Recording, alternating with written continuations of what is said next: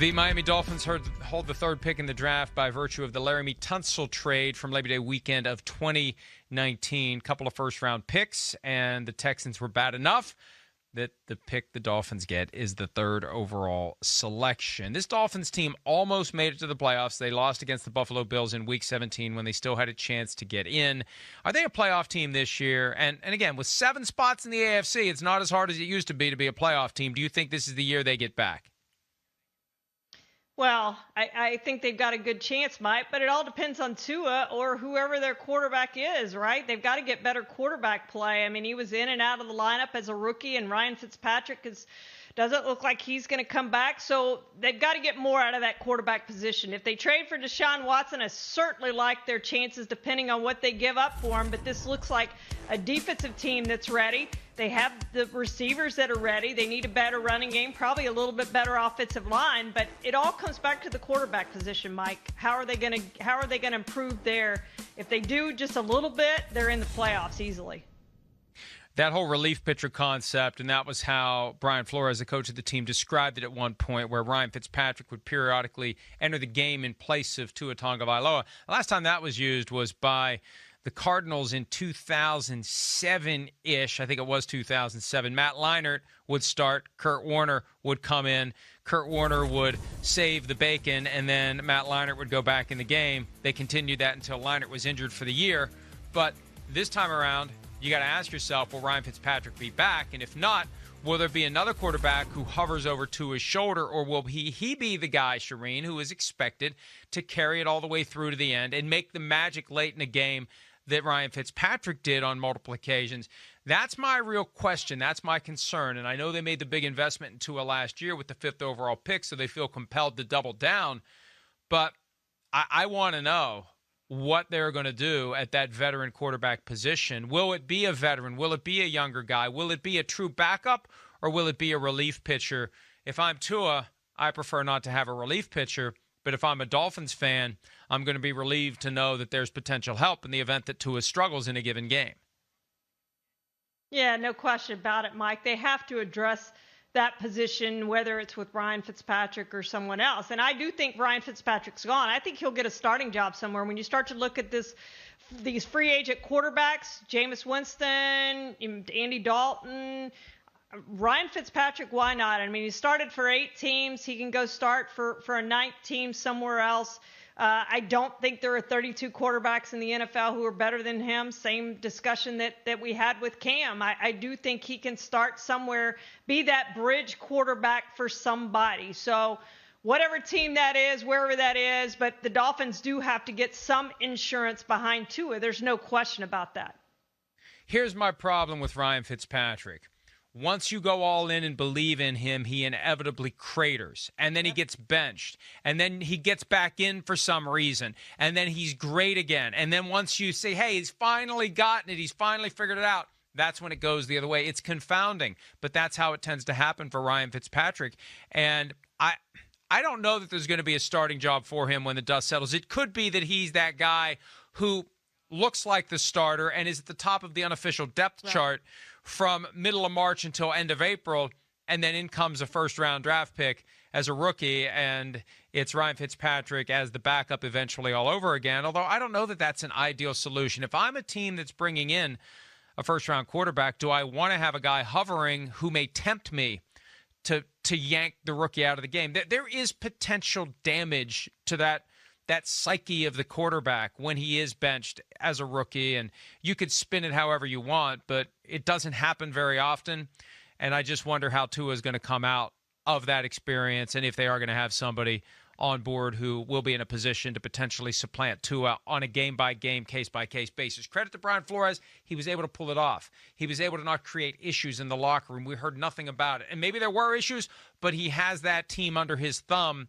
to the point where no one talks about it. But you do have to wonder at one point when you're using 2 different quarterbacks, is everybody on board with this? Is everybody just coincidentally feeling the same way? Or just so conditioned to defer to the coach that they are able to set aside their own personal feelings. That would be rare if it's the latter, because at some point the personal feelings are going to come out in the locker room, in the weight room, on the practice field. Why is Tua the starter? Why don't we just go with Fitzpatrick? Why are they yanking Tua? I just think that it's better for everyone if they make Tua the starter and find a true backup and let it play out. And if it works, it works. And if it doesn't, then you move on and you try to find a franchise quarterback somewhere else, Charean. Yeah, and, you talked about Ryan Fitzpatrick. I think it worked because of him, because of his mindset, because he never questioned, why am I not starting even when I'm the better guy to start for this team? He never did that. And that's why I think you're comfortable signing him and then drafting a guy in the first round, and maybe Ryan Fitzpatrick starts out the season as he did in Miami as your starter, and you pencil in, all right, on the bye week, our rookie quarterback has had enough time in that period to get ready, and after the bye week, we're going to start him. And that's what the Dolphins had planned. Of course, their bye week got moved around and pushed up, and he started at a different point than maybe he would have otherwise. But we're, again, Mike, probably not going to have an offseason. So to think that a rookie quarterback is going to come in and light it up, Joe Burrow did that to an extent. But you wouldn't mind having your quarterback sit behind a guy like a Ryan Fitzpatrick or a Tyrod Taylor. There's only a certain number of guys there that are good for that, but I think both of those guys are really good quarterbacks that would handle that, and the rookies could handle that behind them. They'd be a good influence on those rookies, Mike. One quick point of clarification, too. The way I remember it is Ryan Fitzpatrick said some things when he was originally benched for Tua that were eye-opening, and I wonder what Brian Flores did behind the scenes to get him to knock it off and just buy in and accept what his role was going to be, because I think Fitz was salty at first, but then came around, and it's a credit to Brian Flores and the force of his personality as a head coach, where he can get guys to do what he wants them to do. All right, here's what we want to do next. One guy in, one guy out in the offseason for the Miami Dolphins. Charean, you go first with your guy who is on his way in your estimation.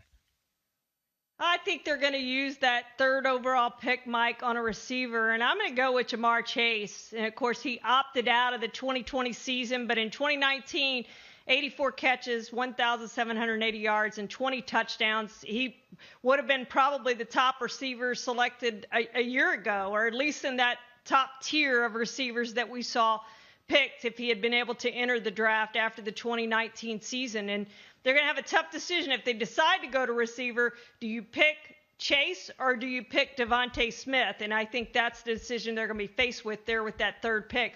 But I think either one of those guys, Mike, gives them an upgrade at the receiver position, will help Tua. Maybe you pick Devontae Smith just because he played with Tua at Alabama. But I think receiver is what they're looking at with that third pick.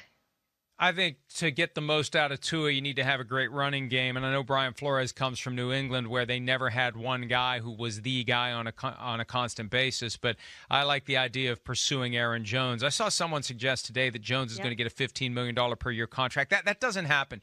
You don't get big money as a running back from any team other than the team that you already played for and became a star with. When you hit the market, it's Melvin Gordon. It's $8 million a year, and I think it could be less than that this year because of the reduced salary cap. So I think Aaron Jones isn't going to come close to $15 million a year, may not even get to $10 million a year, and he could be a guy that the Dolphins bring in and say, you're our guy. You're our running and receiving running back, and we're gonna help Tua by giving him a weapon that really can flourish in that offense and make it easier for Tua to get the most out of his abilities. All right, who's out for the Dolphins, Charean? Well, I had Ryan Fitzpatrick at the top of my list, and I do think he's gone, but we've discussed him. So I think center Ted Karras is a free agent. They're going to have to replace him at the center position, and he is going to be one of the top centers on the market. So however they do that, whether that's through the draft or free agency or whatever they do, they are going to have to replace Ted Karras as center. And again, that's an invaluable position because he's a veteran guy, and Tua needs a veteran guy at the center position. I don't know that he necessarily needs a rookie coming in there and trying to set his protections for him, Mike. And, I believe that no matter whether a team does have cap space or doesn't have cap space, this year of a reduced cap environment is going to prompt teams to take a hard look at their roster and ask themselves, dollar for dollar, is there someone else out there that I can get and get out from under a contract that maybe has a salary that's more than we want to pay. And when I was looking through what some of these guys were making, Bobby McCain is a guy that I thought, there's a chance. There's a chance that he's making enough that he's red flagged and they think they could find a replacement elsewhere. This gets down to that act of ripping the name off the back of the jersey, looking only at film.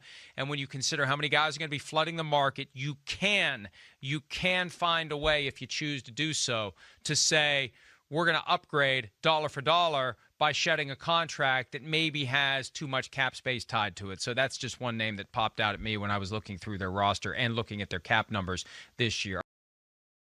Hi, I'm Mike Tirico, and thanks for watching. Make sure to hit subscribe for the latest news and highlights from NBC Sports.